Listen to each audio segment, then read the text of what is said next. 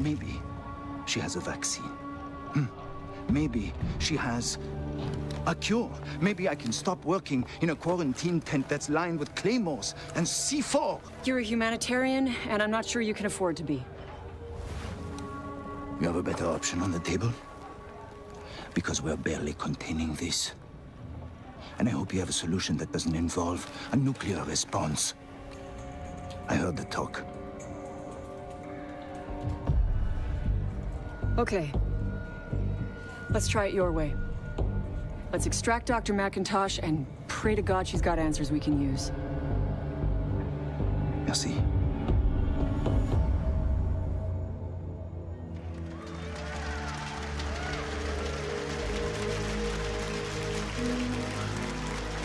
All right, guys, ready for this? Yeah, let's do it.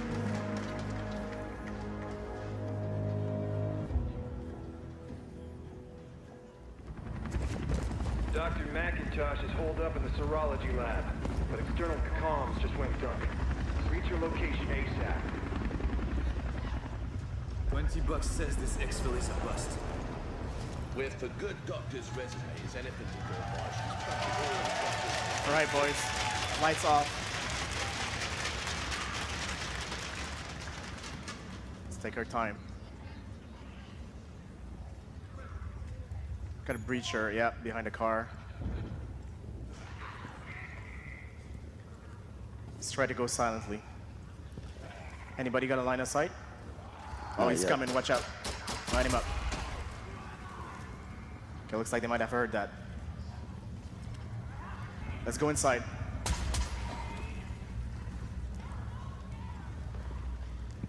Right, let's try to hide it here in a little bit.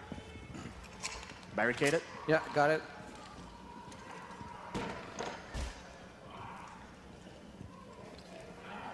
All right, I'm gonna check the corridor. We have activity. All right, come on in. Chenka, you wanna cover the left side? Smoke, take the right. Moving up. There's 2 on the right side. Make that 3. All right, take him out. Lights on. Yeah. Oh, behind.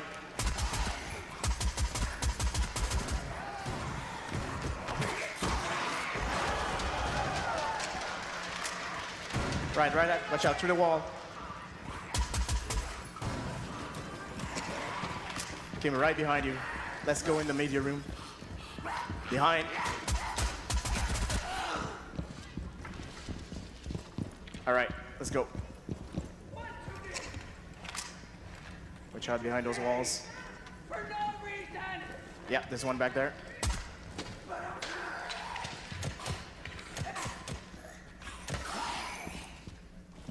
Okay, looks clear. Let's set up for the door over here. All right, center it up. Perfect. Here we go. I've got multiple hostiles. Yeah, we got a lot of breachers. Watch out. Take them out. We got a router behind. Reloading. Smoking it up. Yeah, try to back up a little bit if you can. Yeah, ooh, router right here. You see it? Behind again. It got me. Got one. There's now another one. Yeah. Smoker's down. Head to the serology lab. Okay, everybody in.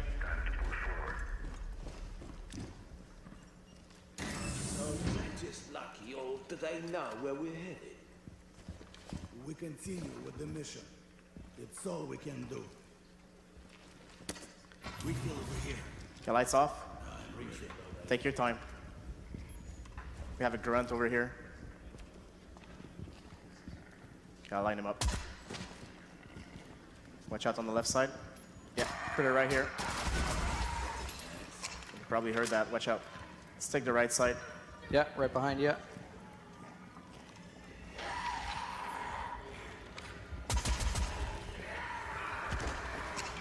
Yeah, they heard that, definitely.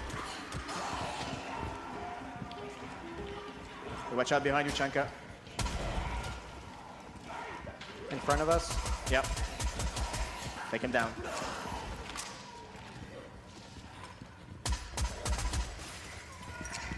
All right, meet up at the top of the stairs. Yeah, they're coming. They're right behind us. Watch out.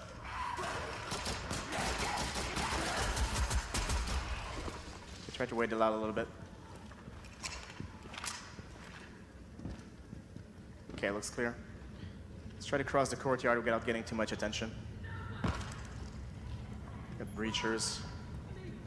Couple on the right. Yep. Going through. Yeah, let's meet up inside. Doc should be close by. Room is clear. Okay, Chanka, you want to take point? Watch out, breacher. All right, lights on. Let's just go for it.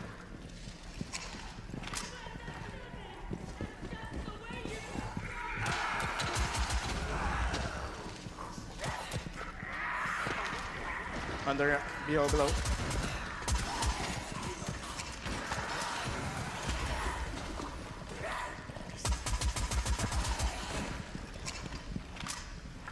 Package located. Secure her and prep for exfil. Okay, barricading windows. All right, Barricading perfect. door. Gonna get some reinforcements. Turret up over the courtyard. Perfect. Killing drone deployed. Gonna cover a corner over here.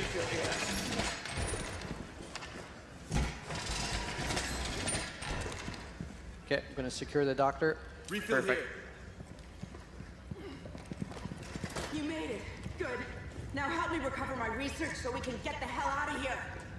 You've got hostiles inbound. Protect the doctor at all costs. I'm right behind you, Chanka. Right. Do you see them? I see a couple on the west. Yeah, a lot of them. Light him up. Okay, I'm backing up.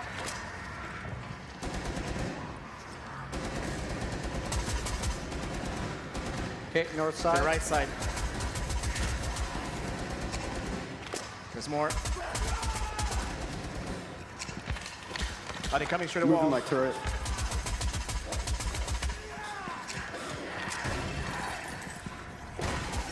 On the other side. Turret's back up in that.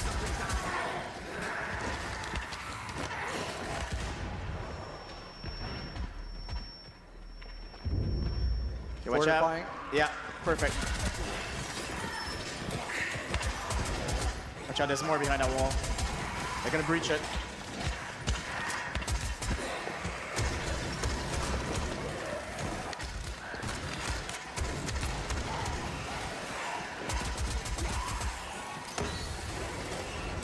Smoking up the hallway.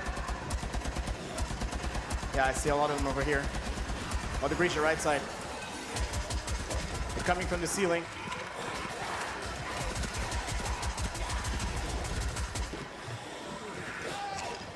Yeah, doctor's under attack, watch out.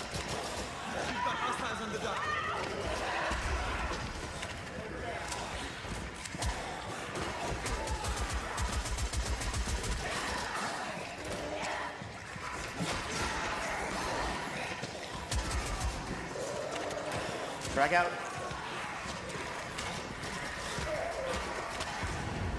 I need cover.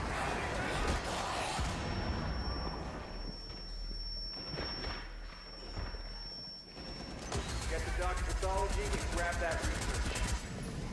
All right, I think we're good. Gonna get the doctor. Let's get out of here. All right, covering you. Following you.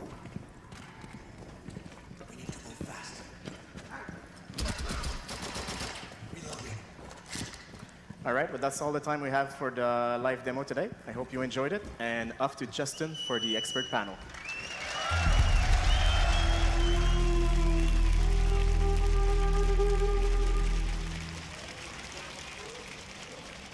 At live gameplay footage of Outbreak, our free event coming to all consoles and platforms in the near future on March 6th. It is going to be lasting 4 weeks, and we cannot wait for you guys to play. Please give a big round of applause to my amazing panelists that will be breaking down all the details that you just saw. Of course, we didn't want to spoil everything.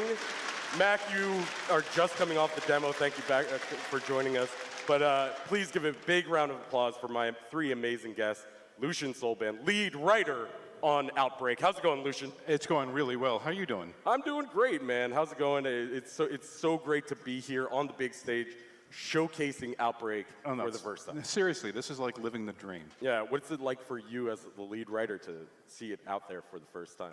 It's really incredible. I've been waiting a year for this thing to finally come out and to see everybody's reaction, to hear all the feedback on it. It's just incredible. And to see Mac just doing that great run-through right now, I can't wait to play it. Absolutely. And my second guest, Irvin Dos Reyes. Please give him a big round of applause. Technical director on Rainbow Six Siege. How's it going, Irvin? I'm fine, except they survived, so I'm sad as the AI team. As technical director, it's your job to be the player's worst nightmare. Oh, yeah. And unfortunately for you, Irvin, Mac, you succeeded, your team succeeded in accomplishing the first half of that mission. Of course, we have 3 maps, but you guys finished that first half. Yeah, we managed to go through it. I was pretty excited to see. It's always stressful. We never know what can happen, and this is the live demo. It's actually what player's going to play. There's no cheats, so it was pretty stressful. Yeah, absolutely. But you guys handled it wonderfully. A lot of Tachanka Pro plays I see you there. Now, to go over all the details that you're going to be experiencing here, we're going to break down everything from the story to the AI to the level design of everything. But first, let's set the stage here. Lucian, what is going on in Outbreak? What's happening here? In Outbreak, what we have is we have a Soviet capsule, at least 40, 50 years old, that's been lost for quite a long time, ends up by re-entering orbit, crash lands in Truth or Consequences, New Mexico, and it's got a parasite on board. Parasite spreads, infects everybody there in town. Town gets quarantined, and right now, Rainbow and the people that are there are the only thing holding this thing back. If it gets out, it's a bad hair day for everybody. Bad hair day, and obviously we saw a lot of really cool visuals in our CG trailers leading up to this weekend. Yeah. And that was really setting that story, and we recommend you guys go check those out. There's going to be a lot more of those in game that you can experience as well. And so one question that a lot of players come to me about: why are we introducing this event? Why are we doing this event for Outbreak? The question on everybody's mind, right? Yeah. The thing is that, you know, I guess you can look at Siege as a sports car, and as a sports car, you really want to be able to, punch it. You want to push it to its limits, and you want to be able to see what this thing can do. We've got a great engine. We've got a solid roster of characters. And honestly, going into year 3, we just wanted to have fun. We wanted to break all the plates. We wanted to show what we could do with this engine, how far we could push it, the destructibility of it, the relentlessness of the enemies just coming towards you. All of that. We really wanted to have that moment that we could enjoy, that we could have fun as gamers and sharing that experience with our community. Having fun with the game that we love so much, with the operators that we love so much, of course, Tachenka and all those wonderful characters that we'll get into in a minute. But this was really a celebration of our community to kick off year 3. We've talked about it before, how this is kind of a, it is a free event. You don't have to pay anything. You don't even have to play it if you don't want to. But it is going to be there for people that do want to experience that world a little bit deeper. Yeah, exactly. And the thing is that, we keep on saying, okay, we're kicking off year 3 and we're going to do it in style. But the fact of the matter is that the last 2 years have been, wouldn't have not been possible without the community growing behind us, without the goodwill and all the positive feedback that we've received, all the players that have come into the game recently as well. It's been phenomenal. And so the thing is that everything that we're doing with OUTBREAK is also a celebration of the last 2 years, to say thank you to everybody here, saying thank you so much for the love and support. It's a celebration of everyone in this room watching Rainbow Six Siege all week long at the Six Invitational. It's been a really special week, a really special weekend, and we really thank you, everyone, for being here. And of course, with OUTBREAK, it does create a bit of disruption. It's not the 2 operators, 1 map that everybody's used to. It's something different.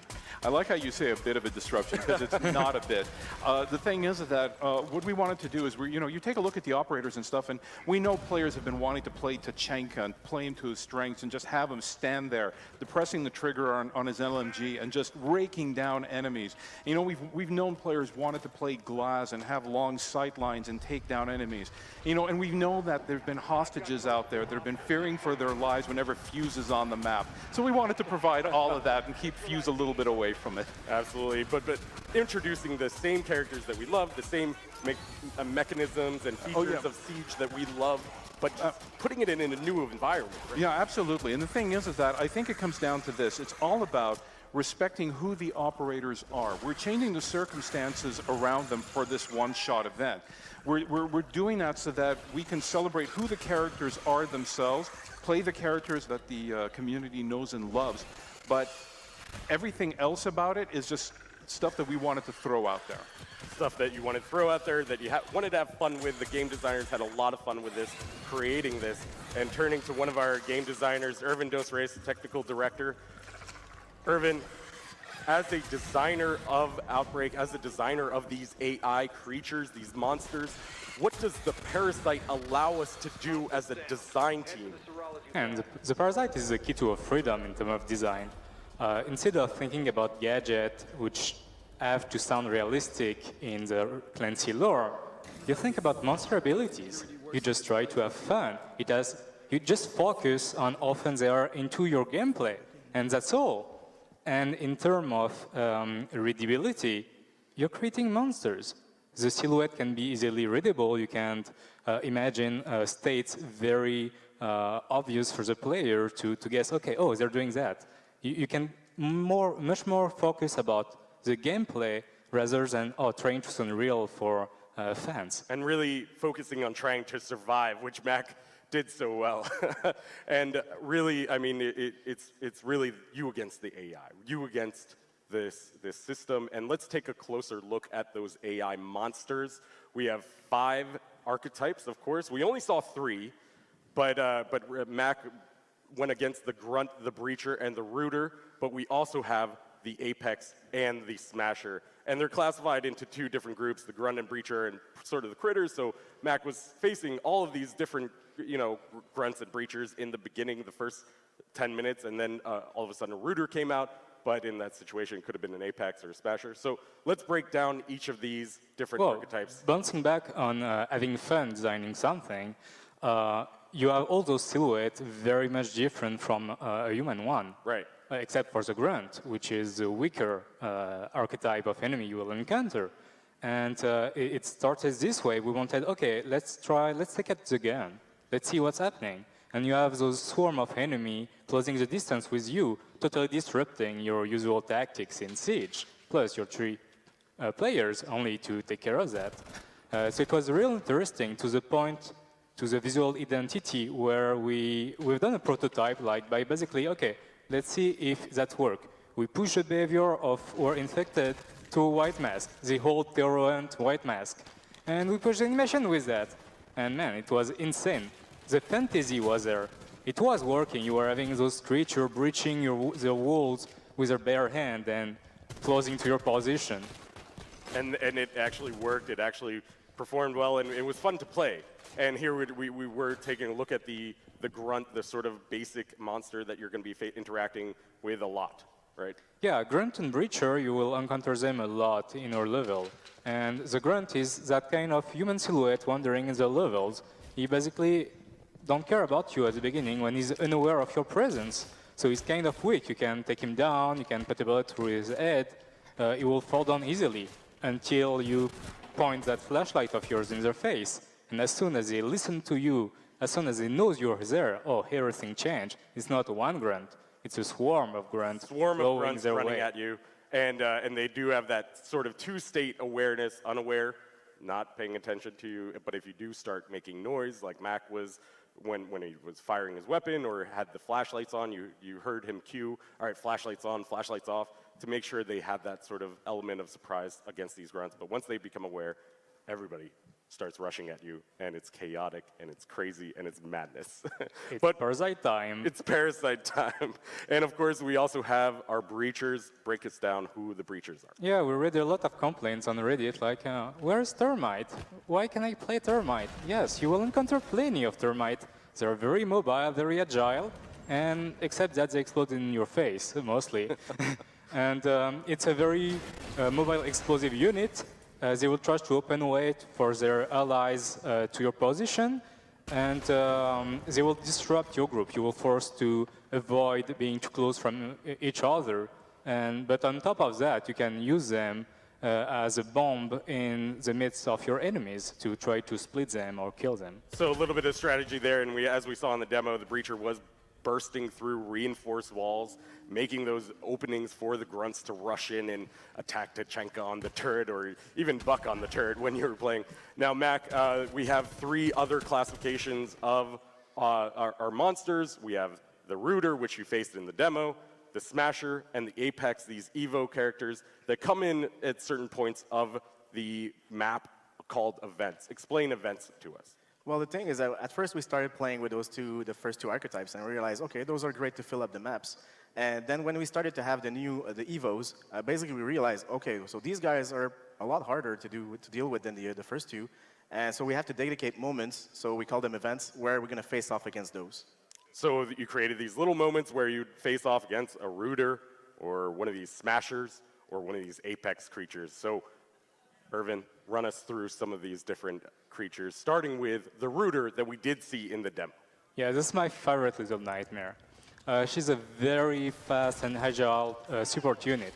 She will teleport at first to try to stay afar from your team and crowd control you. She will root a player in your team, forcing him to stay a bit immobile at first.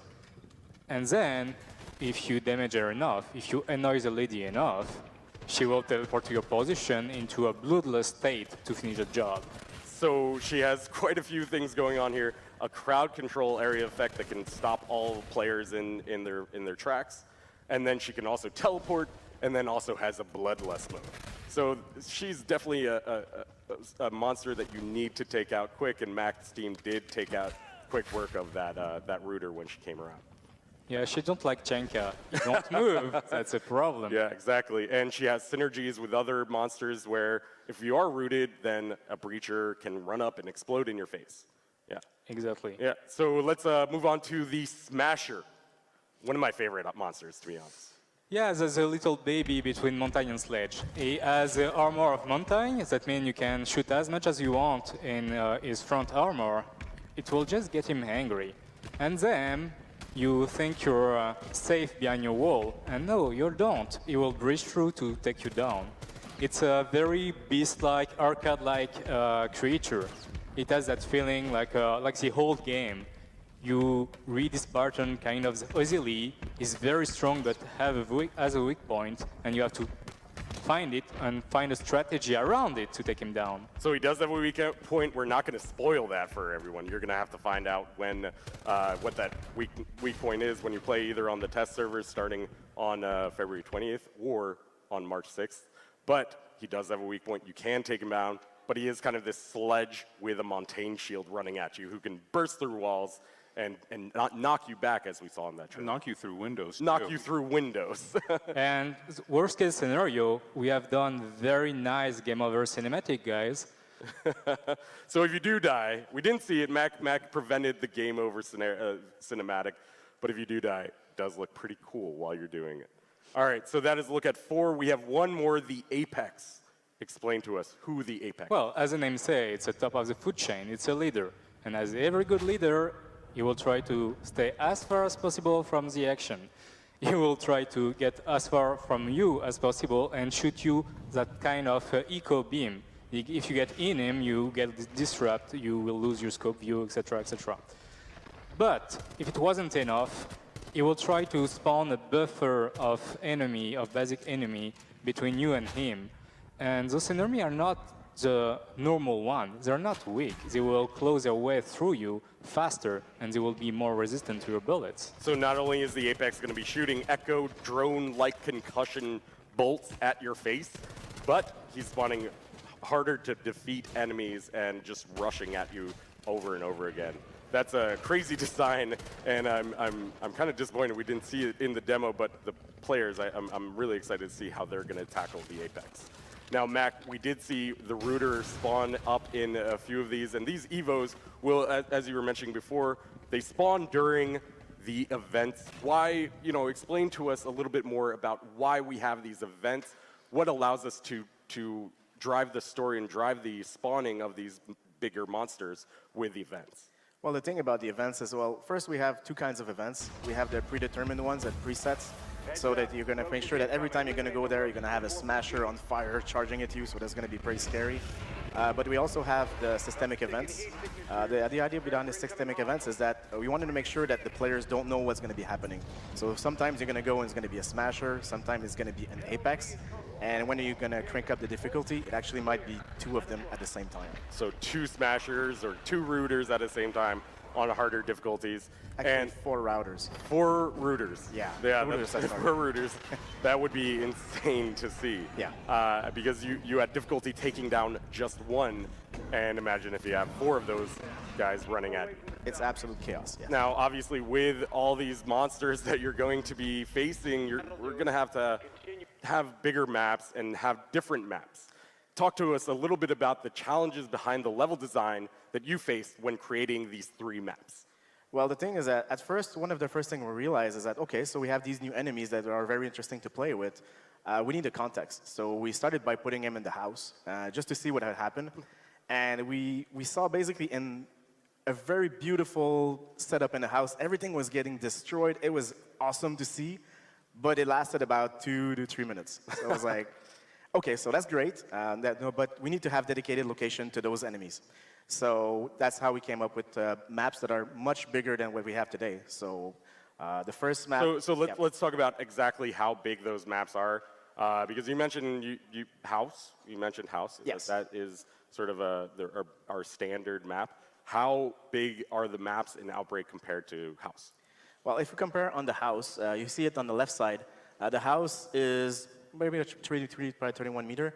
And on the right, you have up to scale the size of the first part of hospital. So the size difference is actually pretty huge. That's a huge comparison. Of course, that is only one part of the level. Yes. And that's the one part that you actually played in the demo. Yes. Yeah, absolutely. So, and of course, we also have new objectives there. You had to save the doctor, but it was a little bit different than what we're used to in terms of hostage rescue, where you just grab her and run. Yeah. But now it's actually a little bit more difficult.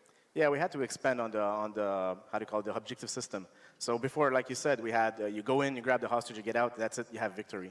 Well, if you want to create a long 20 to 30 minutes experience, of course, you're going to have to expand on that. So as you can see in the demo we played today, which was the first part, that was actually just to get to the hostage. But when you get to the hostage, you're not done. You just don't go out right away. You actually have to take her, do stuff for her, then you can get out. Yeah, and absolutely, because we were creating these new scenarios for players to actually interact with the game and interact with these objectives, we had to introduce attackers and defenders in the same gameplay. Talk to us a little bit about the design of that. What changes when we have attackers and defenders on the same page? Well, that's a choice we had to make. It's like, okay, so now we have these new maps, we have these new enemies, but who do we bring? And at first it was like, okay, attackers or defenders, and how would we do with it? And the answer was obvious.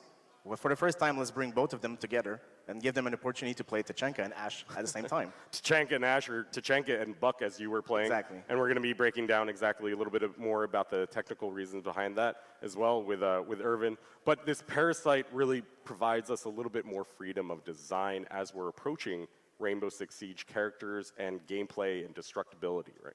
Oh yeah, the Parasite is great because it's finally the thing that allows us to break the rules. For once, we're able to spawn enemies in a new different ways. You're able to face off hordes of enemies. Like you could have seen in the demo earlier, we actually had to take out a lot more enemies than we used to have in Terror Hunt, so the numbers are like almost like 150 if you look. And at the same time, this allows us to create these new kinds of environments. So you'll see in other maps, especially the Parasite is present everywhere. We do a lot of more outdoors and it's a lot more exotic. Yeah, and I think the big comparison is, you know, you're going to have a ton of monsters running at you. It's going to be chaotic. It's going to be insane on these larger maps. And let's take a look at the 3 maps that we have here. We have Resort, Hospital, and Junkyard. Let's start off with Resort. And Lucian, run us through a little bit of the backstory of Resort. The resort is a hot springs resort in Truth or Consequences, New Mexico, and what happens is it is now the heart of the nest of the Parasite. This is where its archetypes come out. This is where it evolves to counter what you throw at it. Absolutely. And Mac, how does this play as a map? Well, Resort is the map that we want to play as a homage to our Siege maps, in the sense that it starts very much like you would do in a disarm the bomb scenario, but this time we're twisting it so you actually have to go and plant bombs. And once you're done, it's not finished. You actually have to go through the city of Truth of Consequences and a very outdoor environment. And those objectives are integrated into the map, into the game with a little bit of more story, a little bit more storytelling that players are going to be used to as well. And now let's take a look at Hospital, our second map. Lucian, this is really kind of an intense map. This is an intense map because what happens is you've got Dr. McIntosh.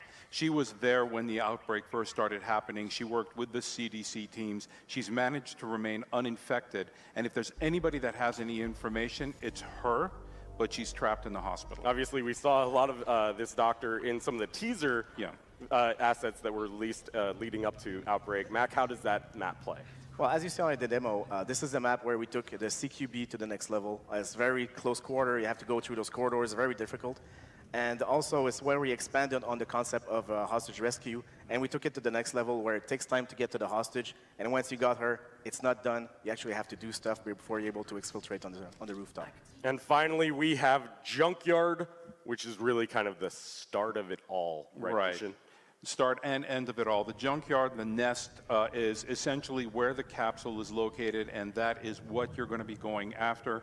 It's at the heart of all of this. So you take this down, you may be able to finally fight all of this and stop the infection. Mac, I imagine there's going to be a lot of monsters here in the junkyard. Oh, absolutely. This is the heart of the nest. So you can see the environment is very parasited. It feels out of this world. And it's time to take off the training wheels. You're there to blow stuff up.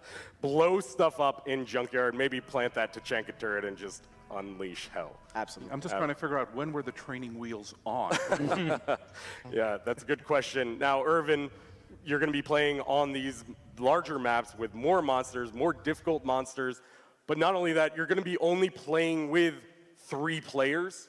Why are we limiting it to only 3 players instead of the normal 5? We have that very grim and most claustrophobic setup of the Parasite's infection. And we wanted to just increase a bit the drama. And if you have like only 3 players, everyone become key to the success or to the failure. I mean, you need to work together as much as possible. No one can carry the team. You're only 3 and there's hundreds of monsters coming at you. It puts more value on each person, making each of them more important in this scenario. And on top of all of the monsters, all the different mechanics, there's also a different way of playing stealth. As we saw with Mac, they approached crouching, and then all of a sudden the monsters were aware. So explain to us a little bit more how stealth works in Outbreak. Yeah, the stealth was a bit improved from the Tyrant. We basically closed the stealth loop. In Tyrant, you go from, oh, I'm undetected, to I'm detected and they will never forget about me. But our maps are a lot bigger with a lot more enemies. So we wanted to give you an opportunity to basically take your breath back and grab some ammo, heal that wounded guys in your team.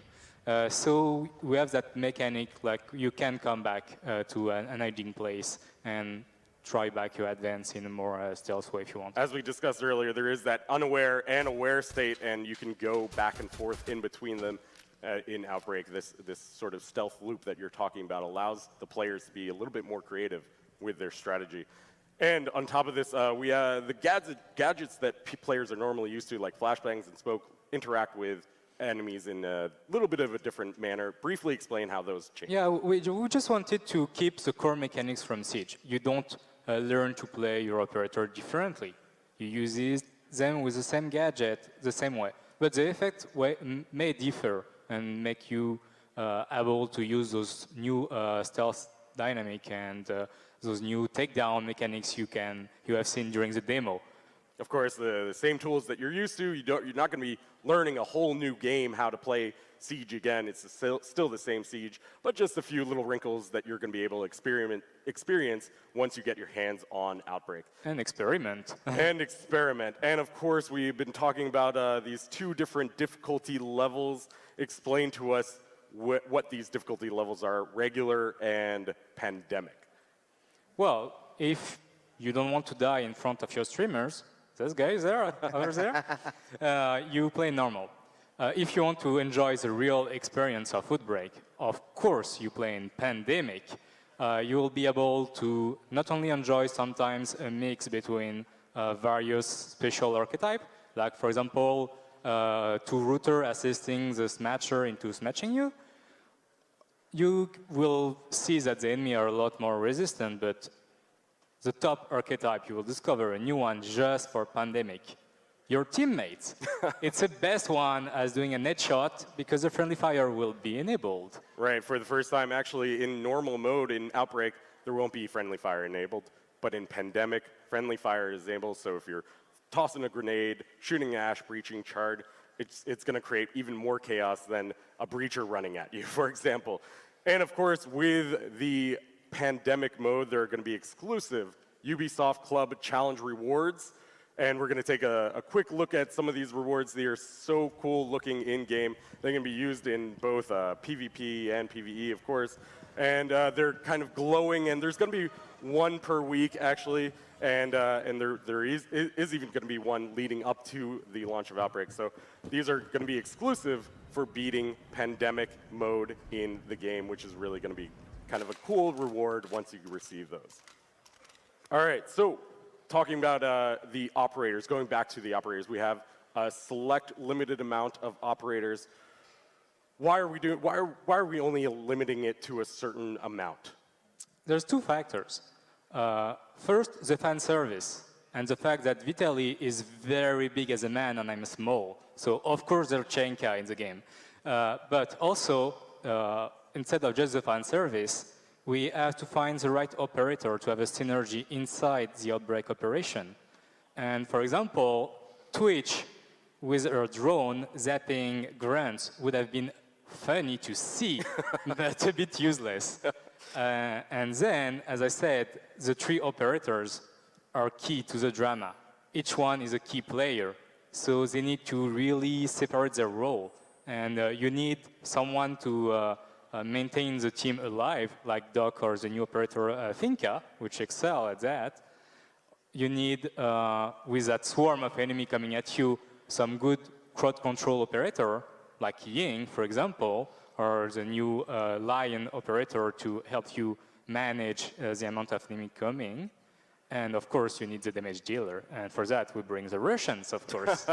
The Russians, so Tachanka, Kapkan, and Glaz are all going to be playable in this as well. OUTBREAK was just designed for Tachanka. It's Operation Yes, Tachanka in real. Operation Tachanka.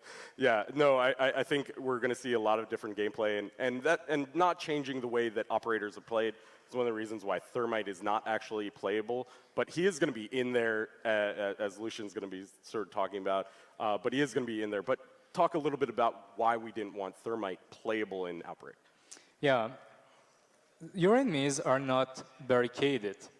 So if we wanted to have Thermite as a useful operator, we would have changed basically his gadget. Well, Thermite without the Thermite charge, really? And we want you to enjoy your operator, the way you play them into OUTBREAK. We're not bringing a clone of them in OUTBREAK. We're bringing your operator, your main operators into the games. So they had to be useful. They had to make sense into it. The main operators, and also your fan favorite operators like we've seen in the CG trailers with Ash, Thermite, Tachanka, and even Doc in that opening CG trailer. Lucian, talk a little bit about why we selected this all-star cast of Rainbow Six operators. No, first of all, in all fairness, I did try to give Thermite a nuke. So, you know, I did try to include him in on this. So, look, as far as the operators that we have are concerned, there was kind of a split in how we approached it. The first one was, who are our most popular operators? Who are the operators that the fans know and love and have been there from the beginning? And Ash was at the top of the list. The other thing that we ended up by doing was we looked at the fans and we said the community. Who is it that the community loved? And having an event like this without having Tachanka in it was just an absolute no-go. So we obviously included him. And then there was also a little bit of a personal choice because I had to put in Thermite because I went to high school in Houston, Texas, and you know he's from Texas. So I was like, okay, he's an Aggie. I've got to give some love there. Absolutely, but it's beyond just that as well because we saw Ash and Thermite becoming more than just characters, standalone characters.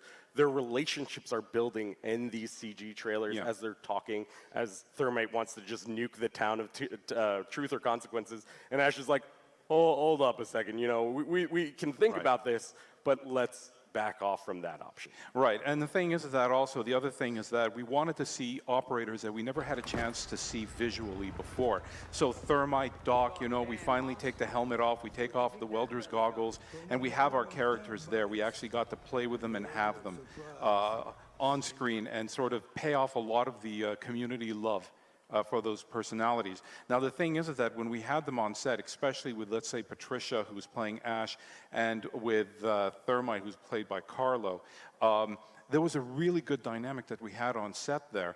We had a lot of different scenes written, they played off of each other, and this kind of almost brotherly, sisterly thing ended up by playing off with each other. As a matter of fact, one of the inside jokes even made it into the Elite Ash winning screen animation, exactly, where she does that, because in a lot of animations, every time she was interrupting Thermite, she was doing this all the time. So we're like, okay, that's got to go in the game as well now. So really, did some of the personality of these characters, of these operators, come about because of the actors behind them? It was a complete melange of different things. It was the actors, how they played them, but it was also who the characters were, who they were in this situation, how they relied on each other, what were the dynamics there, but also who they were to the community.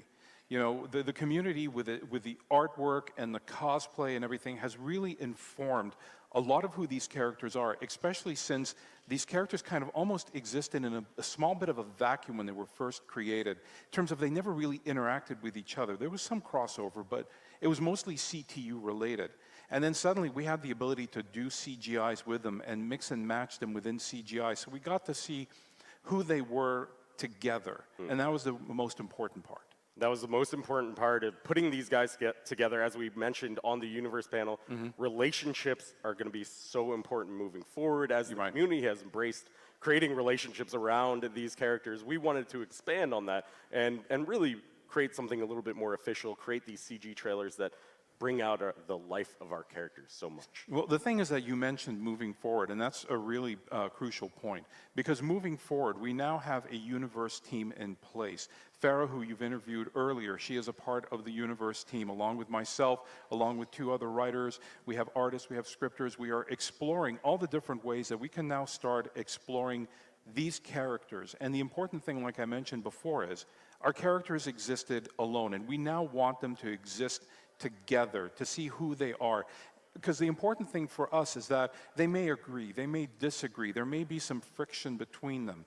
But in the end, what's important is how they get together, and in the end, during operations, during these training scenarios, all of it, they are soldiers and they are professionals down to the wire in those moments. But then we also want to explore a little bit more outside of that and play a bit with that as well. So play a little bit more with the characters, introduce them in new, different scenarios like we're doing with OUTBREAK, and introduce them in a new light where players can really kind of relate to them a little bit more and actually see these operators interacting with each other. I think that is so important, as we see with Ash, Thermite, and even Tachanka being there, where he's kind of cracking jokes, and his personality is coming out a little bit more.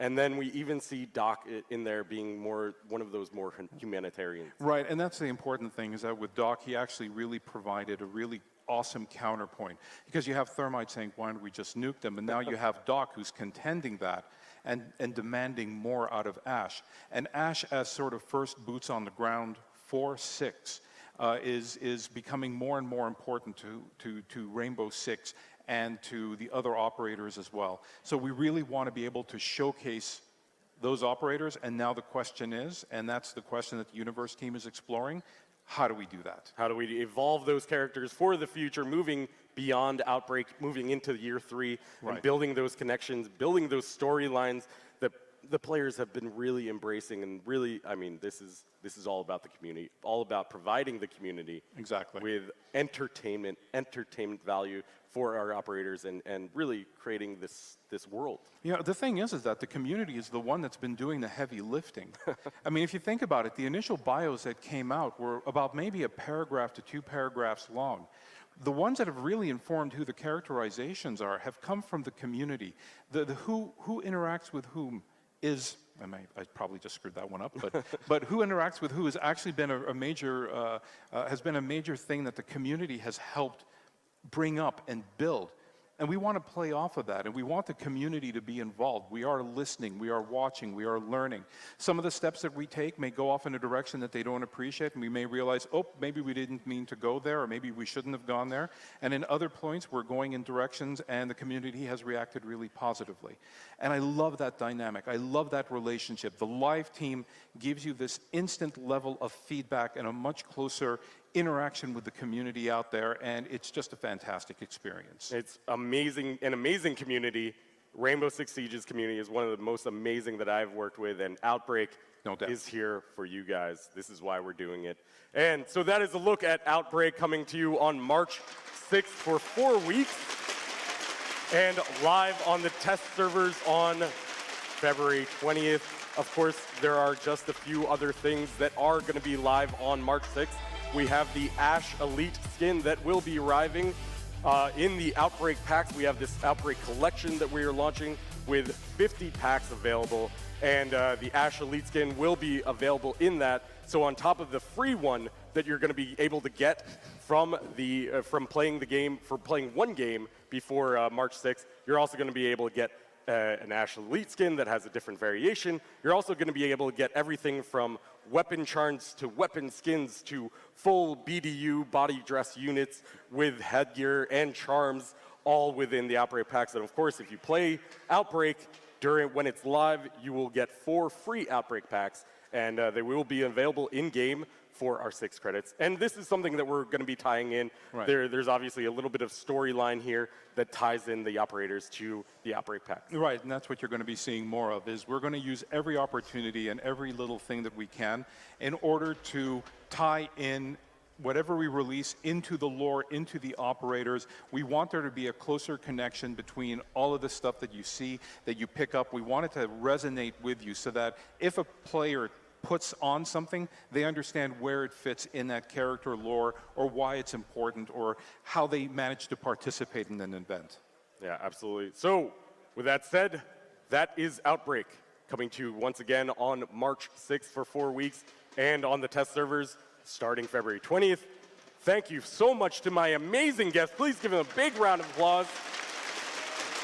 Don't go anywhere. We have the grand finals match between EG and Penta Sports coming up right after this.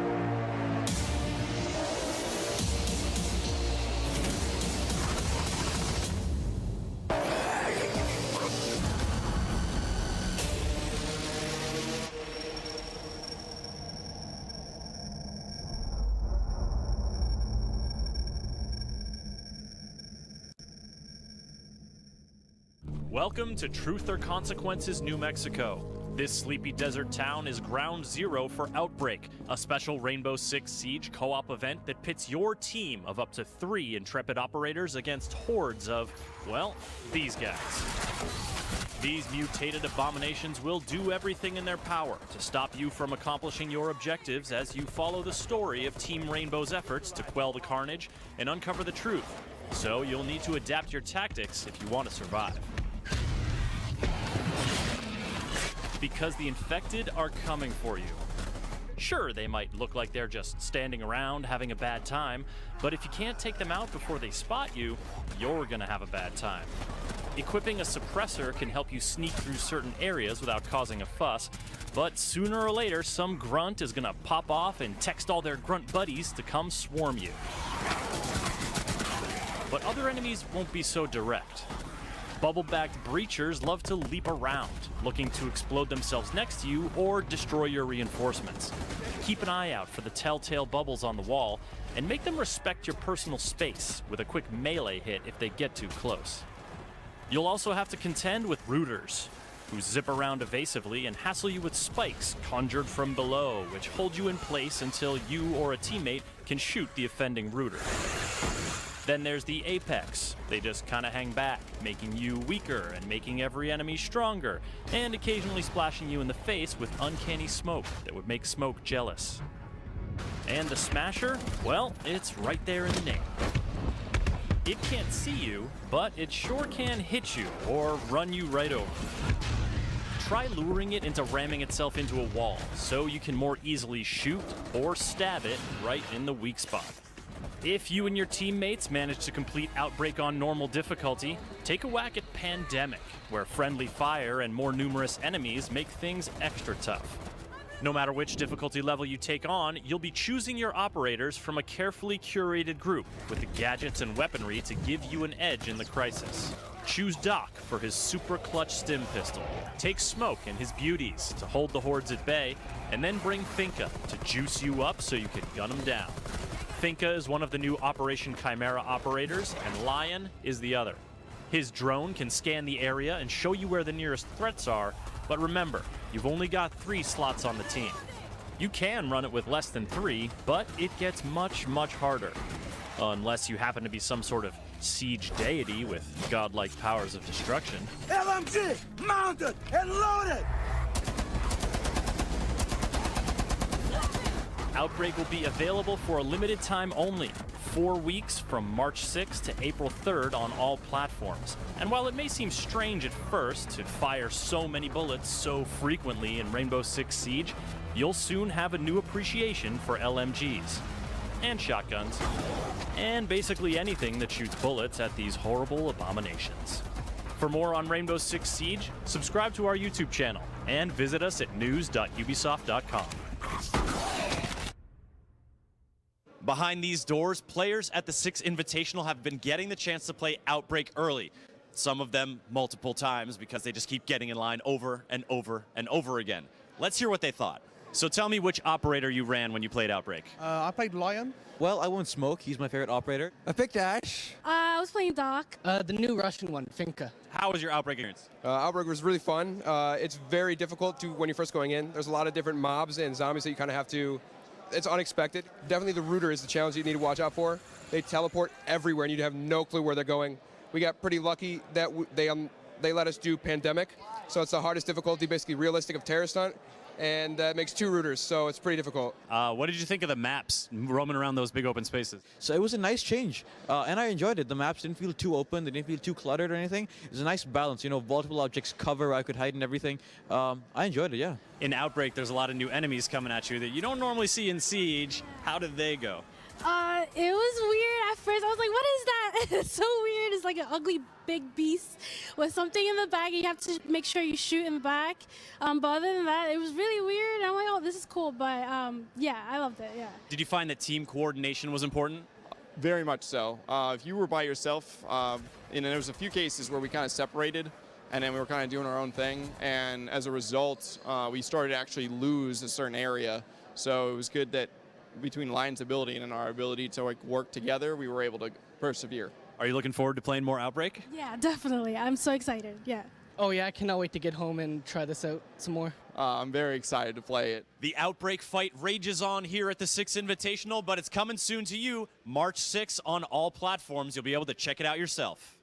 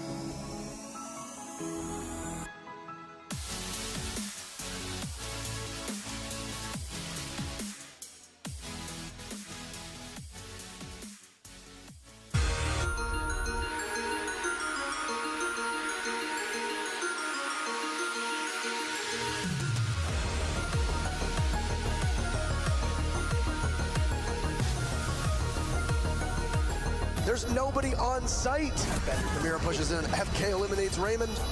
And it's 5v3 before being taken off by Charlie. And they're going to go for the disabling of the diffuser. It doesn't look like there's anyone actually covering this right now. It goes both ways as he just kicked the diffuser. And All Gaming will win the round.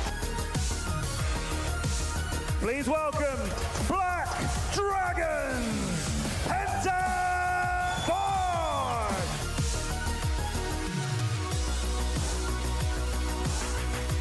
And it's Jonas will go again for it. What is happening here? Fabian gets the kill on Kamikaze. Jonas with frag.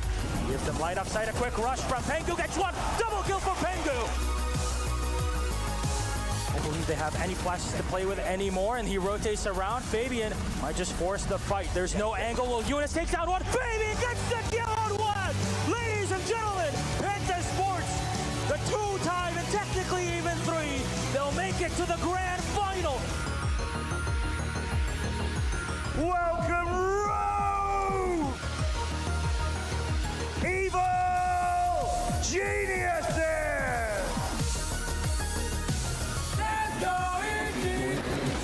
And as they go down, Glaz going to look through them, look for those kills. Sees one, gets the one-tap slash hug. Gets Canadian, a nice shot from him. Slash sits inside a freezer. BC down.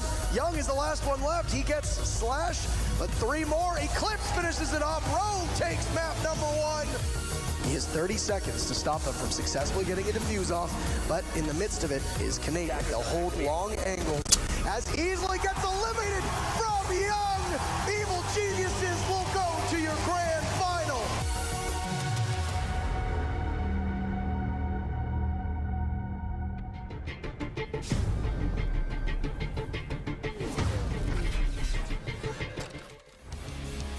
We've just shown you what 4 weeks are going to bring in Operation Outbreak, what the next few months are going to bring in Operation Chimera, and what the whole of Year 3 has to offer.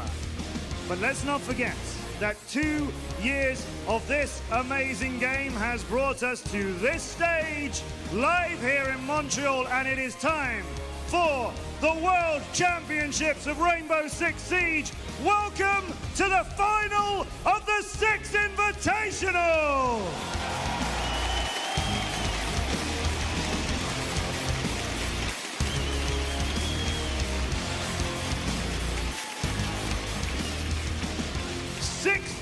Teams joined us on day one. They included Pro League champions, regional champions, teams who had fought their way through the online qualifiers. They included new orgs who had picked up existing brilliant teams, and Ubisoft invited them to be here. And they included your community votes champions. Those 16 teams, all so worthy of a place here, brought us incredible games through 3 days of groups, quarters and semis, and now 2 remain. Beyond any doubt, the best 2 teams in the world.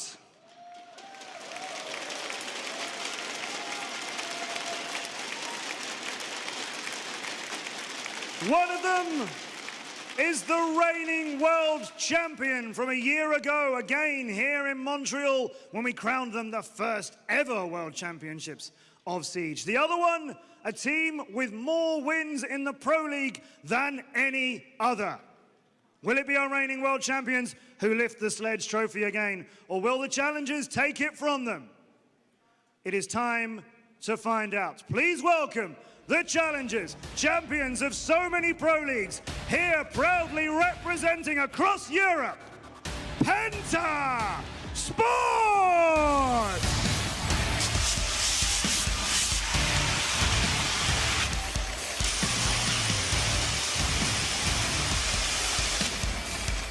Shata, Pengu, Fabian, Eunice and Goga are Penta Sports!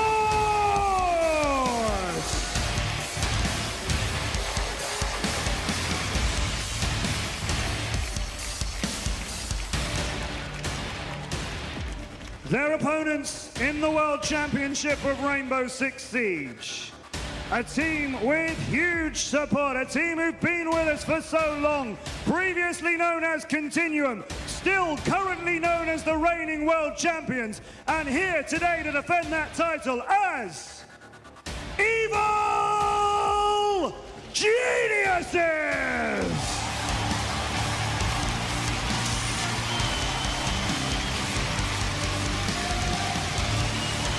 Canadian BC! Necrops Young and NVK are Evil Geniuses!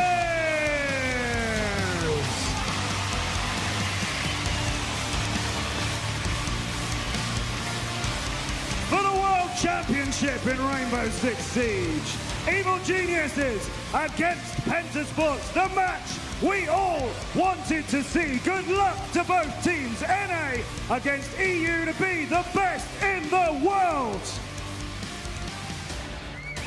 Let's see how these two incredible teams secured their spot for this legendary match.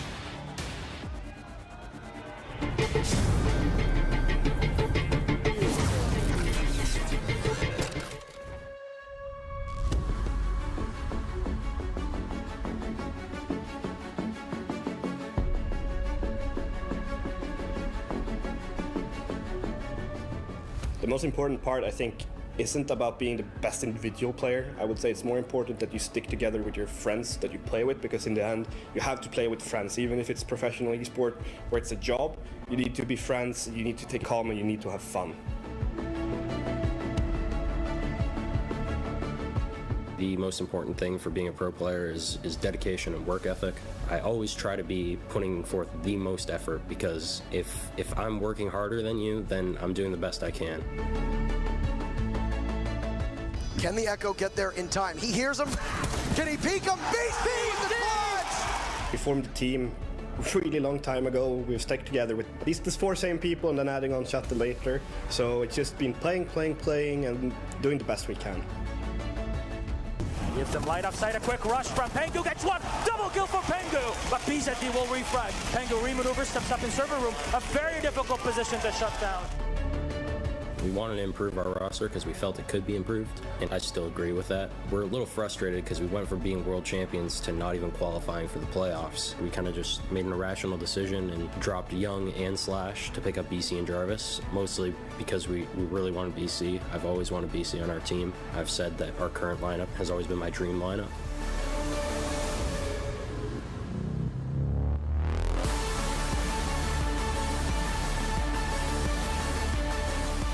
If we win the finals, I don't really have any plans. I'm sure it'll be a little time off and then right back on the horse and trying to make sure that we can stay on top, because I definitely do not want to fall back down again like we did last year.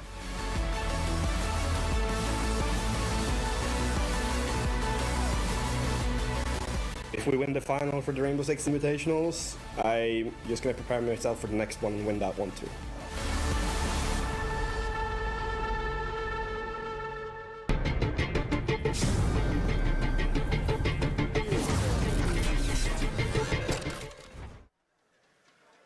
So this, ladies and gentlemen, finally is grand final time.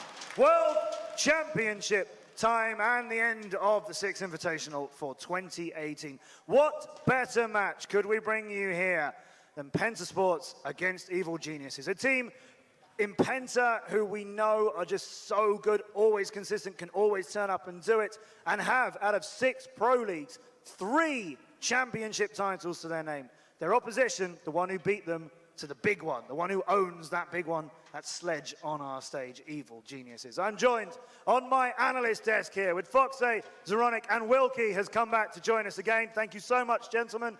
It has been a hell of a run here at Six Invitational 2018, twice as big as last year, and the games we have seen are amazing, and now we have the final we deserve, Foxay. Yeah, I think this is probably the best 2 teams that we'd want here. The crowd is absolutely monstrous when EG plays, and I'm sure Penta has an equal amount of fans here. We know there's a lot of support for both teams. Penta have got them with us as well, Zoronic. Yeah, definitely. And I mean, this being a best of 5, it's going to be quite a different beast than what we've seen before. Yeah. So these two teams got here over the quarters and semis like this. We'll just quickly show you the scores of matches that have been before we get into the match that we want. Wilkie, of course, you fell to Penta in that quarterfinal 2-0. Then Black Dragons did in the semi-final to Penta as well. EG had a rougher time through the first 3 days of groups. A good, well, in fact, a fabulous contest in the quarterfinals with FaZe. And then again yesterday with Rogue. So Penta's on paper, but also actually on stage, Wilkie. Penta's route to this final was a lot cleaner than EG's. Yeah, they're still an unbeaten team in this tournament, so really well done from them. And to compare it to the last time in here, they weren't here at all. They didn't have a chance. They took the title in the year 1, season 1, but they weren't here. Yes. So we didn't have that dream final that we have now. Now we have the 3-time champion versus the 2-time champion. So this, I guess this is the best that the Rainbow can get.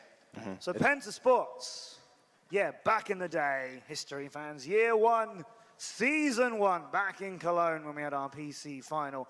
Penta Sports were the champions of that. And then, yes, year 1 was a bit quiet for them. And then they won year 2, season 1 and season 2 back in August at Gamescom. And then season 3, they went out to the semis in Sao Paulo. And here they are. These, ladies and gentlemen, are Penta Sports. It's impressive to see such a beast of a team replacing one of their 5th members and picking up Shate from your team, Wilkie. Sorry for mentioning it. I'm sure you've heard way too much of it, but it's impressive to see that they're still consistently one of the top teams, one of the top 2 teams, arguably, in the whole tournament, in the whole world. And in many people's eyes, it is the star team of the EU. It is every dream player that you'd ever want to have on your team, all combined into one, and then being led by Fabian. And they are ruthlessly efficient as well. And you cannot forget Shash. Like, Shash is doing a lot of work for the team. He's staying behind the team all the time, doing the strats for the team. Like yesterday, Fabian said that they made tactics from the fly against Black Dragons. But if that would be the case all the time, Shash wouldn't have a job. Yes. So there's going to be a lot of aces on the sleeve, like they had against Elevate in the Gamescom. He's there in the top right of the screen, and behind Evil Genius is Bacon there. You're right, Wilkie, they both deserve a mention, Shaz and Bacon, these coaches of these 2 incredible teams. As this game has developed and as our competitive scene has developed, coaches have become far more important, and we see it working at the top level now. Those are Penta Sports on that side of the stage. Well, let's talk about Evil Geniuses, formerly Continuum, and I do want to point out, formerly, once upon a time, back in the day, Biggity Boo Bop. But that is long, long ago. Yeah, they've, like we've said, throughout the whole thing, they have been on a huge journey, Canadian, trying to form this team of all-stars, and he's finally got it. He's exactly at the place that they want to be. They've been performing outstanding, coming out of groups, and hopefully they can carry it through in this next match. Yeah, and as I mentioned yesterday, he has every player that he'd ever want on his team now, and now they finally get to fight for the right to keep that hammer. And it's so important to have that like chemistry inside of the team. Like Canadian said, this is a dream team that he wants to have, and they are all friends. Same with Penta, they are all friends. You sure? Sometimes it's not easy to tell. They had the internal struggles in Sao Paulo. They made the change up, and now he said that he wants to play with friends, same as Troy. So I guess their tweets might suggest otherwise from time to time, but we love the characters that are on that team and this team here. So, Penta Sports against Evil Geniuses for the World Championship, and for the first time in a Siege LAN, it will be a best of 5. So, we'll get into maps, and I believe the bans are done, and we may be able to bring that to you very soon. But there you go. So, Consulate and Border were banned out by EG. Penta banned out Chalet and Skyscraper. And as you can see, our 5 maps for the World Championship will be Clubhouse, Oregon, Cafe, plus Bank and Coastline. Yeah, this is an all different ball game right now, because all teams so far have the experience of playing a best of 3s all the time. And this is the first best of 5 that we have ever gotten, so you don't have those flex bans anymore, because many teams have usually 1 permaban, 1 like semi-permaban, and then 1 flex ban. Out of a 9-map pool, you can be good on enough maps to be happy in a best of 3. Here, it all matters. Yeah, and you can clearly see it from here. Like Penta is a team that never plays Cafe, but now they had to let it go through, because they had to ban Skyscraper, one of the teams that Continuum showed they are really good at. Yeah. It's going to be a match of endurance. You can already see Clubhouse EG has been sitting very well on that map, but Oregon has to be one of Penta's stronger maps, and they've been dominating anybody that takes it to it. But again, Cafe, that's EG's favor, so it's going to be an endurance run, especially yesterday. EG was kind of letting Rogue maybe have a little bit of an advantage and come back. So if they're able to go out strong, potentially 3-0, it would be something nice to see. Definitely no upsets on EG's ban there. I think both console and border makes a lot of sense against Penta. But the skyscraper ban is, for me, still a little bit puzzling, because I know for a fact that EG doesn't practice skyscraper. Yeah, I think like you could say EG won the ban phase because they got the 2 maps that they know Penta is really strong at. They banned those out. But Penta was forced to ban Chalet because they don't play it. Yeah. But EG doesn't play it, so that was kind of unnecessary ban. Same thing with skyscraper. Yeah. It looks like EG is going to have the advantage, so I think it's going to be their map, their game and series to lose if it comes down to it. I would say that Penta has to take it really early, because if this ends up with being an actual 4 or 5 match game, then I think EG is going to take it. I think they have more stamina when it comes to pacing themselves through a longer game. I know they've played many games that went overtime, and Penta tends to lock it out a little bit quicker. Yeah. Well, it's time, ladies and gentlemen. The World Championship of Rainbow Six Siege will either be retained by the Evil Geniuses, or finally to Europe in the hands of Penta Sports. 2 teams who we know can feed off the atmosphere that a crowd can give them. So make sure, Montreal, you support your team and give them everything you've got. Ladies and gentlemen, we are going to conclude the Incredible 6 Invitational with the best match you could ask for in Rainbow Six Siege. Kickstar's ready, Interrobangs are ready. We are ready for Penta Sports against Evil Geniuses for the World Championship. It has been 1 year since the previous Invitational. We have waited an awful long time to see 2 of the most dominant teams that have ever played this game compete. They're going to do so for a grand final. How fitting that this would be the battle for the championship. And while they've already played together against each other, this is going to be a rematch of epic proportions, given that it's a best of 5. Seemingly, Evil Geniuses have a little bit of an edge coming out of that ban phase, but given it's a best of 5, it's ever so slight. I feel like we always talk about how Penta is so versatile on every single map. I think it's very interesting to see that, yeah, I would agree. EG is going to have the edge coming out of this, but I think most people here are understanding that with how dominant Penta has looked, not just in the group stages and now in the actual run-up to the grand finals, as well as the last couple seasons, EG probably will be embracing that role of underdog. Let's get started. Map 1, Clubhouse in the grand finals of our second Invitational. Been seeing a lot of Clubhouse at this Invitational, likely because it's slightly out of the meta, yet it's the sort of map that you're going to set up a lot of strats going into this event. You want to catch people off guard. Seems like every team has the same idea. On the attacking lineup, Necroc's going to be bringing that Glaz, which is an operator who's seen a lot of play, but no follow-up in any other smokes besides Canadian on the Jackal, so no Candelas from Ying. Focusing on that Roam Clear, which is quite interesting, given that this is a Clubhouse basement defense. They'll start here. One of the benefits with how much Clubhouse we've seen for the other teams, the ability to dig deep into VODs. You will know that most of these strategies that have been run over the last 4 or 5 days will emerge yet again. We know that EG, while this is one of their stronger maps at the moment, has looked beatable. It'll be up to Penta to be able to capitalize on that. A couple things to note about Penta. Their versatility, not just on maps, extends to operators as well. With Pengu's at something like 15 operators so far this tournament, which shows a great deal of depth, not just from him as an individual player, but also for the rest of the team. They'll have him off-site playing Ella. Now, when I say off-site, it's Clubhouse basement. There isn't much off-site to speak of, but he won't be playing the typical anchor that he would along with Shate. Early on, Canadians, Jackal, not going to be seeing any footprints, given that Penta is just primarily focused downstairs. They don't have any roam, unless you count, again, that tunnel, which honestly really doesn't count in this matchup. It's going to be a specific point of contention for both teams, because tunnel has been favored by everyone playing on Clubhouse in this Invitational as a point to establish a crossfire over the anchors in Arsenal. They'll do some drone out before they get inside of the building. Usually you'd say that Clubhouse is A map that you don't need to drone as heavily outside of basement because the assumption is that everybody will be down on the lower level. That was an assumption that Rogue made yesterday and was burned by it, as it was EG who started things off on Clubhouse with 2 roamers well above sight, able to take round number 1 away from Rogue because of it. So now both teams will be doing everything they can to ensure they know the location of the defenders. You see NBK still droning down for the rest of his team. That Jackal's going to bring some destructibility. No buck is a little bit unusual for this site. They do have the shotgun from Canadian's Jackal, but it's not nearly as effective in this circumstance. There's so much floor and wall that needs to be opened up on the top floor to get those vertical sight lines downstairs.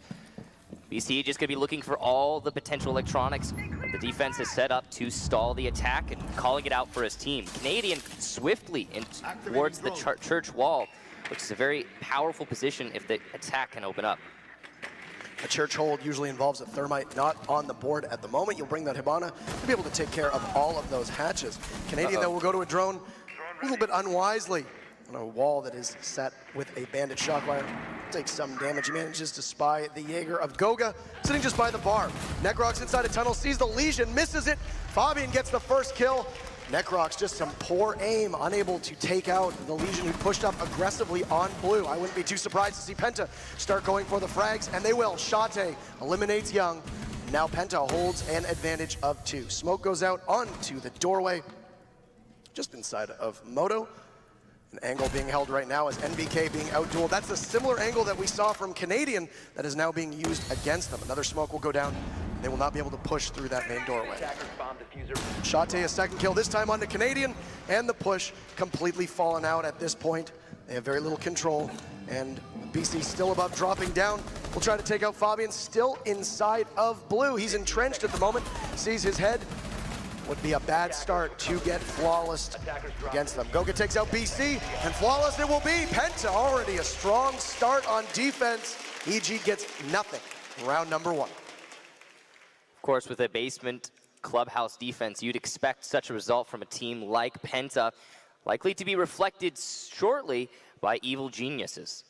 As they go into the basement, it's going to be a much heavier smoke strategy from Penta, bringing a Montaigne and a Glass, which is kind of interesting. You don't often see Montaigne used at all in the Pro League or at these levels of play. So where he sees use is going to be a point of focus. I'm not entirely certain how much attention was brought to it. When we saw Penta play on Oregon the very first day of the quarterfinals, Fabian ran a Montaigne. That was a strategy that they came up with as they were waiting to walk out to their machines before the first match. It's a strat that was invented quite literally on the spot. That's a key component of why Penta is so good, is how quickly they will adapt to different teams and be able to come up with strats that work on the fly. This is something that Wilkie highlighted on the analyst desk, basically a dream team of European players all assembled together with incredible potential. On the other side, you have Evil Geniuses, also a dream team, just from a different region. North America, an amazing squad that was assembled by Canadian in the earlier stages of Rainbow Six. Both of these two teams, technically not the oldest in our Pro League, but the players themselves have been around since the start. This mirror strategy being pulled out by EG is one we've seen them run in previous seasons, in particular the last. Instead of bringing a blitz down Dirt Tunnel, it's going to be a Montaigne, as was highlighted by you yesterday, Kix. Necrox is very strong, playing at the elbow of Dirt Tunnel. Right now, Fabian will see him. The drone just getting hung up inside of the razor wire. One thing that Rogue was able to take advantage of was exhausting all 3 of those toxic babes. Necrox had to fall back to sight at that point, in which case EG got pushed and were completely run over. You've already seen one go out now. Montaigne is a slightly different operator than you can see of it. But Necrox, wow, Pengu drops his shield, and Necrox playing inside a Dirt Tunnel leads things off for EG. Their Dirt Tunnel push, you've got to think at this point, falling apart. They will move. You can see pressure from above. Likely now we'll see something go towards potentially blue or even side of Kitchen Hatch. Though Fabian sees Necrox, the smoke uncontested, and Fabian off the board. It was 2 first kills for Penta, and now EG reciprocates. Necrox absolutely on fire, almost no utility wasted. Still 2 gas canisters there for the smoke. So he's going to be able to stall out this last half of the round. Penta, meanwhile, are out of 1 hard destructor and their primary push through that tunnel. So in a bad spot, they're going to look to open up the drop downs at the very least. still have a glass watching from above. Holes in the floor opened up by the buck will allow the glass to be able to get a couple shots in. Also some longer sight lines inside of the actual arsenal room that the glass can stay at. But you can see two members of Penta moving down towards the bottom of the stairs. That'll be a very good opportunity for the glass to see all the way into the eastern side of the site. We saw that BC was playing there behind one of the armories. Young takes out Shate. It's going to leave just the glass as well as the Hibana, who sees the mirror. A great shot by Jonas takes Young's head off. And now he has control just of the one wall with the two mirrors next to Church. Attackers have looked. Goga pushing into the side, gonna get taken down by BC, who goes for the double and gets it. Eunice eliminated, and Evil Geniuses take their first round of the series. What a great play by BC just to track them. There was no answer there. A big miscue from Pengu to be the one to try to take out that barbed wire, and an equally good read from Necrox to push up and capitalize. You don't take out that Montaigne that early, and your job of defending that tunnel becomes so much more difficult. If that goes completely different, the Smoke loses all of his grenades. That means that area of denial is gone for EG. They have to collapse and give up a huge portion of the site, in which case you would imagine what we saw from Jonas was when he got to the bottom of the stairs, there would be too many operators cramped in one area. Even one rotate would be easy pickings for the glass. You know, the interesting thing is you don't have to have your Montaigne melee the barbed wire in the tunnel. You can force out the defenders in tunnel and then have a later attacker clear that barbed wire out.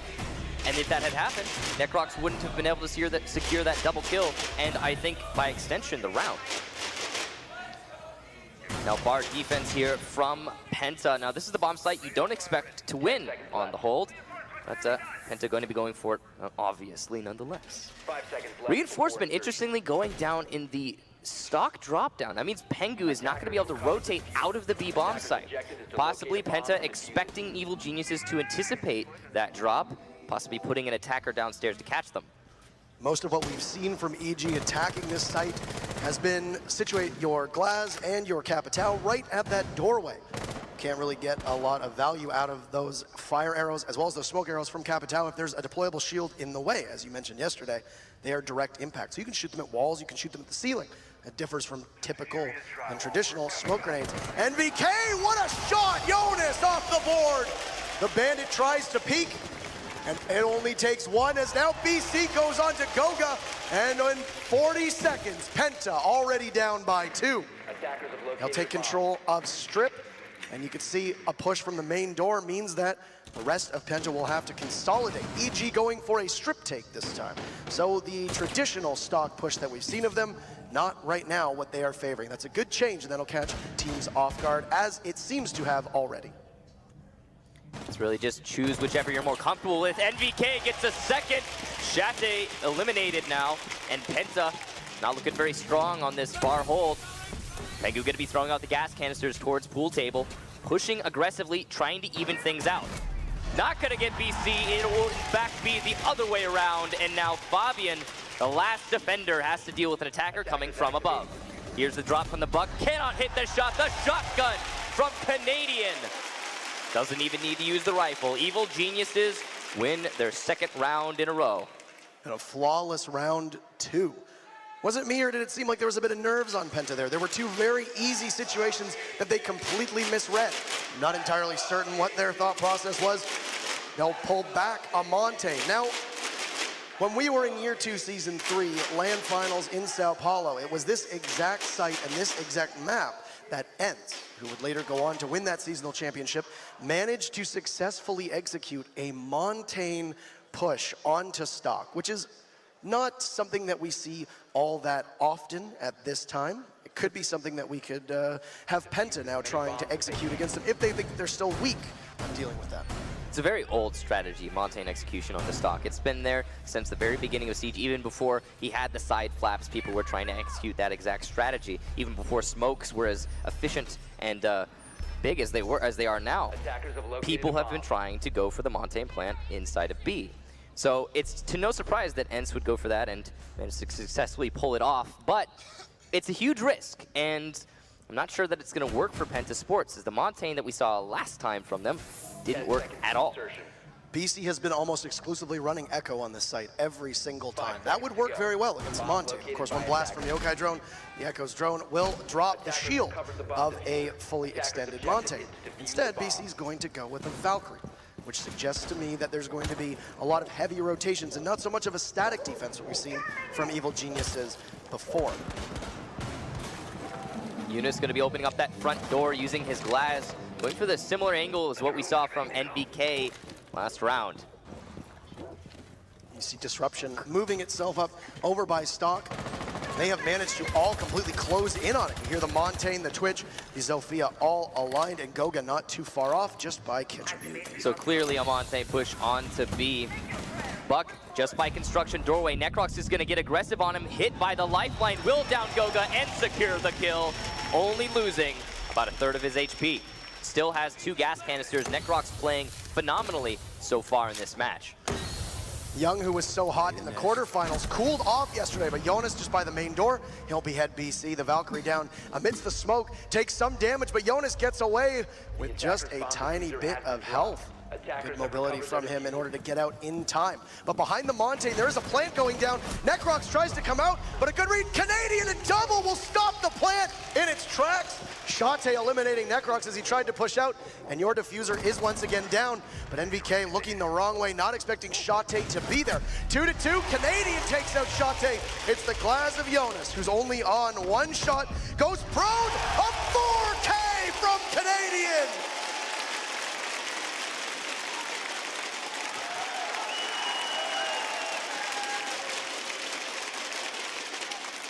Canadian breathing it in already early on in this best of 5, feeling very comfortable to win it all.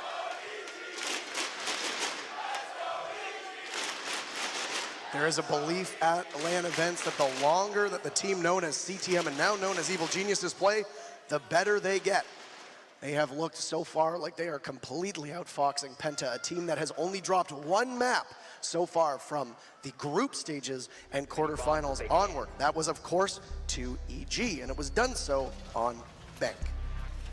We do have Bank to be played in this best of 5, but it was not EG's pick. So a basement defense now from Penta. This is the only site they've been successful on, the only attack that they have been able to dissuade. We'll see if they're able to do it again. Evil Geniuses bringing Necrox on the glass. They don't want to bring a shield, which makes sense. It hasn't been working for Penta so far. I'm kind of interested that it's a Montaigne rather than a Blitz.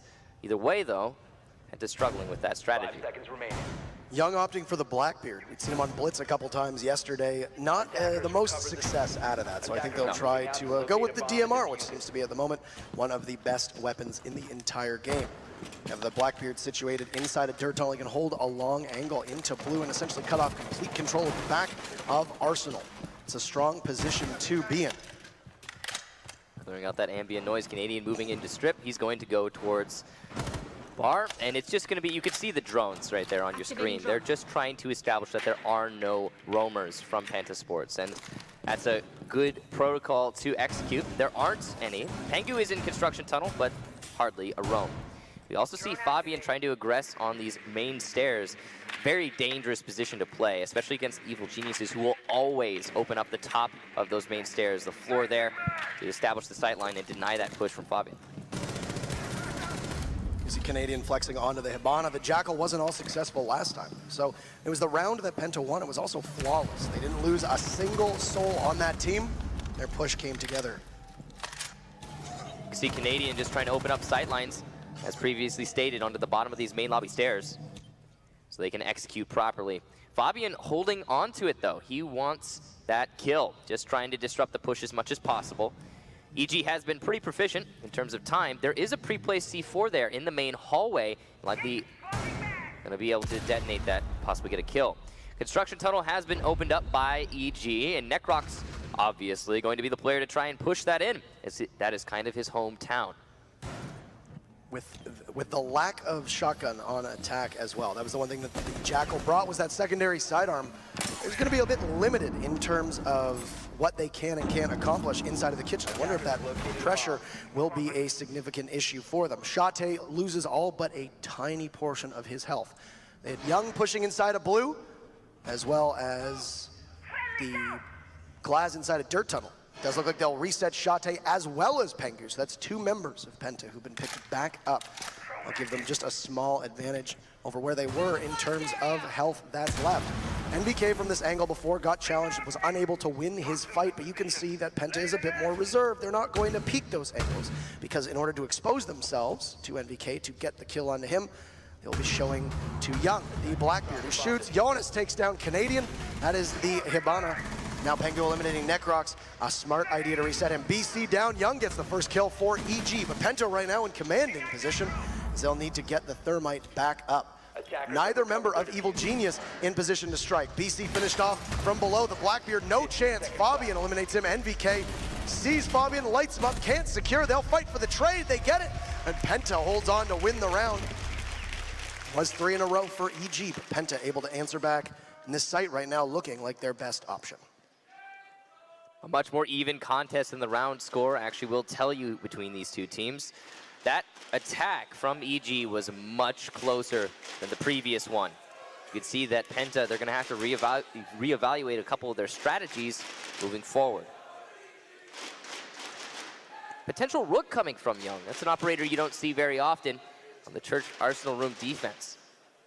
It was Canadian who I believe was playing the ACOG on site in the basement previously. So once again, some more changes coming for them. They can go back downstairs, and Church Arsenal is where they'll go. They have it back unlocked after a successful defense on bar. We saw a nice setup from Penta on the last round where they had that pre-placed C4 in the main hallway and a Legion Trap above it to try and detonate upon the Legion Trap being triggered. Well done, a good strategy overall from Penta, but they did not manage to get it executed before Evil Geniuses had already shot the C4 in the main hallway, thanks to NVK pushing downstairs. You could see that was obviously why Fabian was trying to play on those main stairs so aggressively, but just couldn't get it done. Last time around, Penta had split their resources onto this site. They had 2 pushing in through Dirt Tunnel, and a really good play by Necrox was able to take out both of them and completely throw the rest of Penta into total turmoil, if I can say that word. You got it. I imagine that we'll see a Dirt Tunnel push as well, likely with the Glaz of Jonas. Fabian likely employing that Ying in the hatch from above inside of Kitchen with Shate up there as well to put a lot of pressure on and move them out of the way of that hatch, giving a lot of space to the Ying. I really appreciate that Penta isn't bringing the Montaigne and is instead opting to bring plenty of soft destruction in the Buck and plenty of smokes from both Glaz and Ying. They also have all potential hard destruction. Goga and Pengu have brought the Thermite and the Hibana. That's going to mean they can open up the construction tunnel as well as the drop downs. Now, they have been pretty efficient in clearing out these roamers. Evil Geniuses just getting a little aggressive there. You can see the bottom of the main stairs, NVK waiting for a fight, but he's going to be called out, and it's unlikely that Penta will fall to that trap. An opportunity now to maybe even use one Candela to try to get NVK if he can't get back to site. And Gersma Mina is very easily spotted. NVK and BC were both playing out of Blue Tunnel as Jonas surveys the site from above. He has that hatch open inside a bar, and that's a lot of opportunity for him to catch anybody from EG who decides to rotate. When LMine does detonate, giving off one of the attackers' locations to the defenders, as a second hatch now gotten from Goga. They'll get the one inside of Stock. They have not been able to successfully open up Kitchen unless they hit the Thermite use his exothermic charge, but he is now down in Memorial with one of the charges left.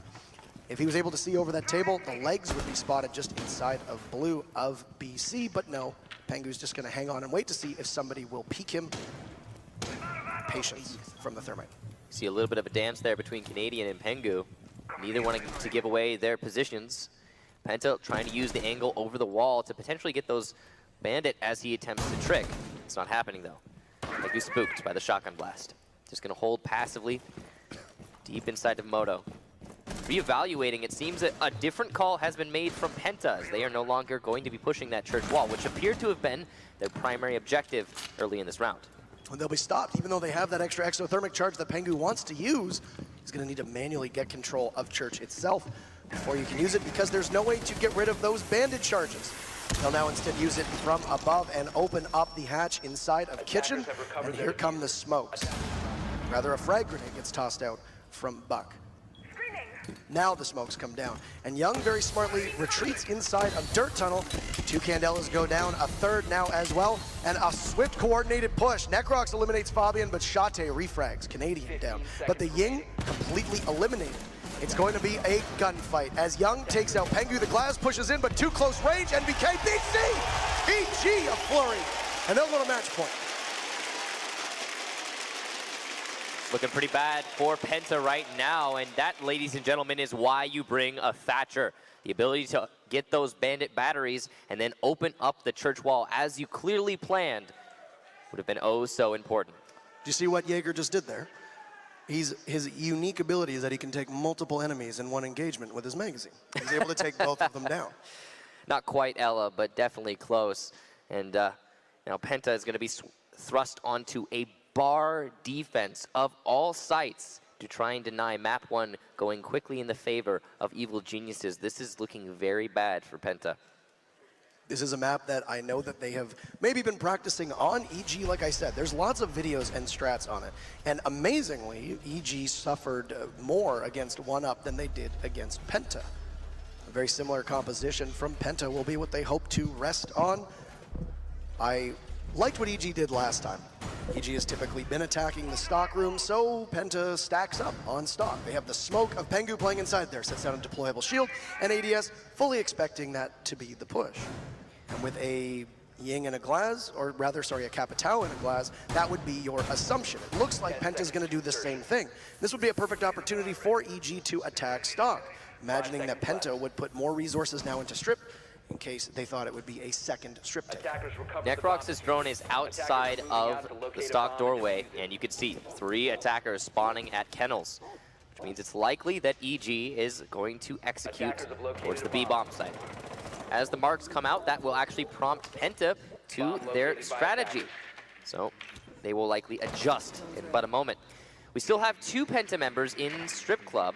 They're just going to be holding firm, waiting for the aggression from EG. NVK likely aware of this as he opens up the front door, trying to deny rotation. Such an important angle, that front door, but it is a dangerous one to play. That's why you put your Ashe, or more importantly, your NVK on such angle. It was also Penta who got a little bit too aggressive and tested EG by peaking on 2 separate occasions and losing both of those fights. That's something they're not going to do this time. That patience is going to not just keep them up in terms of man count, but also keep them killing time. EG is able to take the site much faster if they know that they have a numbers advantage. At that point, you fight for trades, or you're just simply able to overwhelm the enemies. Shate waiting to take out the drone of Young. See if he gets pushed. The Capitao will rattle a couple shots in through the open hatch, or the open hole in the barricade. There's 1 member of EG waiting. Shate is currently trapped right now inside of the closet. There are in fact 2 people waiting for his rotation out. BC as well inside of the garage with Canadian to boot. Here comes the rotate. Shate goes down, and NVK, in fact, the 3rd member of Evil Geniuses waiting for that rotation. Catching out that roamer and picking him off. Now, not much time left for Evil Geniuses, and Penta at a man deficit. And now they have 1 less member of the defense sitting over by stock. Let's see, appears to be Pengu, whose SMG-11 just barely and narrowly misses the Capitao of Young. He will have an advantage in terms of range due to that ACOG. NVK's 2nd kill will get the Echo. That's his drone down, and now Young will put pressure on side of stock. Jonas sees the Ashe, Pengu and Jonas adding to it, and they'll even it out. This is still anybody's game. Now Goga under fire as the Thermite punishing him, and manages to down him, pulls out. There will be a second, but Canadian, they are 1 away. EG looking to take map number 1, and they are in good position. Final 40 seconds. Pengu inside of stock, all alone. 1 smoke will go down onto the deployable shield, and now pressure will go onto him from above. Inside of Cash, that is the buck of Canadian. Pengu gets droned out, but BC just sees him at the last minute.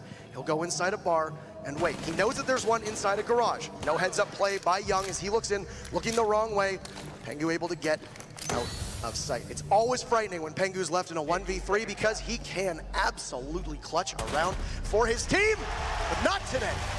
EG says no thank you. Map 1 goes to them by a score of 5-2, and the crowd very happy about that result. A pretty decisive victory there for Evil Geniuses.